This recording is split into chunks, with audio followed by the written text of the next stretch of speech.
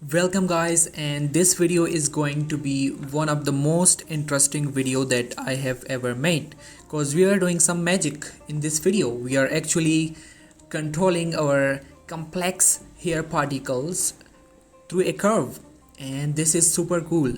And first of all, let me know in comments that are you here from the short video that I uploaded recently, or you are here in the YouTube search or anything, so you can tell the reason that how you get into this video. So let's get started. Okay, so I have this model from Sketchpad, and I actually simply extrude this mesh from this one. So it's a simple mesh, and with this mesh we will trying to create the hair particle. You can use a spare. I actually tried this with a spare and it works really great, so it's totally up to you, but I have this character and I will try it to this one. So first of all, we have to add a simple particle system. So come up here and click on plus, and now we have to click on hairs. So we have this hair particles. We can decrease the length to something like this and come up here to the render actually and make the steps to about 5, and also the viewport steps to about 5. This will actually subdivide our hairs, and it will be easy to it will make it smooth and easy to flow with the curve. So the next thing is that simply shift A and add a simple Bezier curve or any curve that you want, but I would suggest to create this curve because it's actually good for this one. So I just rotate that with the 90-degree, and from the side view I will move it up here, and actually let me change the cursor to the medium point and let's rotate that, and let's put it somehow like here. And now go to the edit mode, and there we have a setup for this one.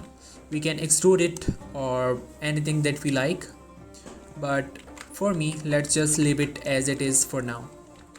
Now what we have to do is to select our Bezier curve, come up here to the data, and come up here actually to the force field and click on force field, and now let's just change this one to a curve guide, and yep, here is the magic. Now if we select our curve and go to the edit mode, we can actually move it as we like, and we can rotate it with R. And if you see something like this, it means that we need to increase the steps. So come up here to the particle one, and let's make this one 10, and there we see. If you want the same thing in render, so make sure you turn this one to 10. And now again let me just select our curve and go to the edit mode, and as you can see,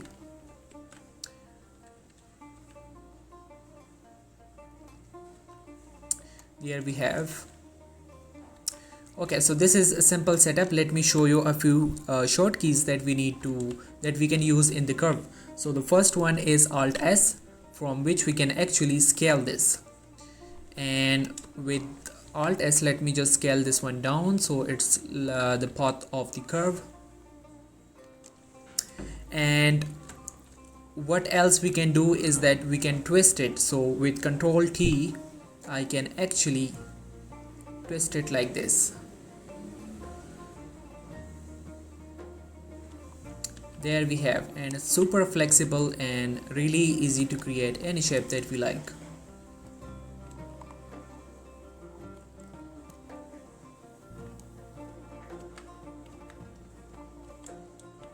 Okay, the next thing is that we can also subdivide this one, and now put this one here, and Alt S to just scale this a bit outside. And now we can actually grab this one here, rotate that, pick this one and grab it down and create a nice curve. And now let's just Control T and let's twist it like this.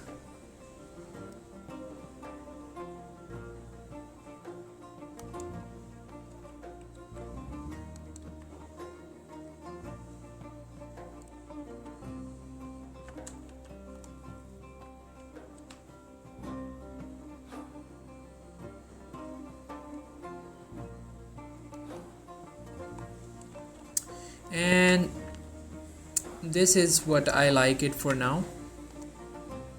Let's just scale this one down. And yes, okay, now let's add a simple material to this one. So let me just create a new material. Okay, we can delete this one and shift A and add a here BSDF, and let's connect this one to the surface. And let me see in the render, as I have set up a simple lighting. So I would like to add a blue color to this one maybe.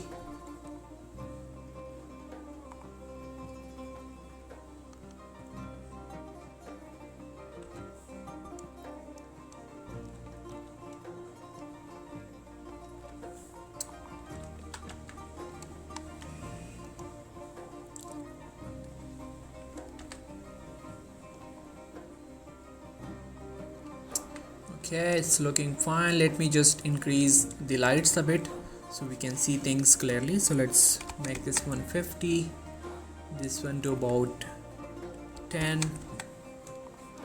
and this light to about 120, and this one to about 120. And now we are able to actually see our hairs, and there we have all the magic. You can change the more stuffs like thickness and all kind of stuffs from the hair particle if you want to see that, but all the magic is here. It's okay. Let's make this one 0.1. So we will actually decrease this and we can add another 0, and let's make this one 5. Okay, this is a bit too much. So what else we can do is that we can change this one in the children's and actually make this one to interpolated, and this will actually add some more mass to it, and yep, the hairs will look so good. Let me just show you how it looks.